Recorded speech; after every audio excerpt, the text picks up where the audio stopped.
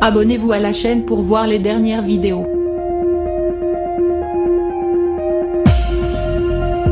Et soudain, God Save the King a résonné entre les murs de l'abbaye de Westminster. Un hymne vibrant venu conclure une cérémonie sobre mais bouleversante. Après 10 jours de deuil national, d'hommage et de rituels à la pompe centenaire, une procession exceptionnelle a été organisée dans les rues de Londres et dans l'édifice religieux pour un ultime hommage digne de son exceptionnel règne. Devant l'Assemblée et sa famille réunie, avec les frères Harry et William assis à l'opposé l'un de l'autre. Le cercueil doublé de plus long, suivi d'une longue procession, a quitté l'abbaye royale.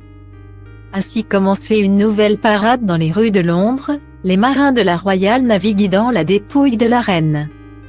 Installés sur le chariot, au son de Big Ben et de coups de canon.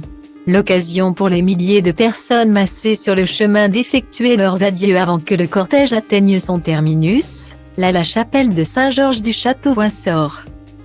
C'est dans une annexe de cette chapelle commémorative que reposera la dépouille de la monarque, dans laquelle bon nombre de souverains du 19e au 18e siècle ont été inhumés, comme le roi George VI.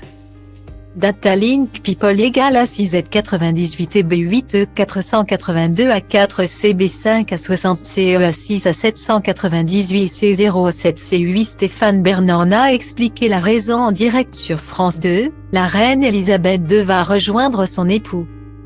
Le data link people égale à 5BC3 EEA80 9 A4 F31 A908 AC77 CD2 FBBC TAC Prince Philippe, qui l'attend dans la Royal Vaux.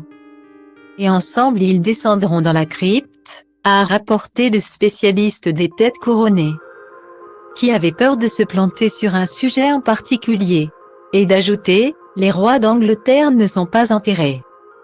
Ils sont inhumés, c'est pourquoi ce cercueil est si protégé pour qu'il puisse résister au temps.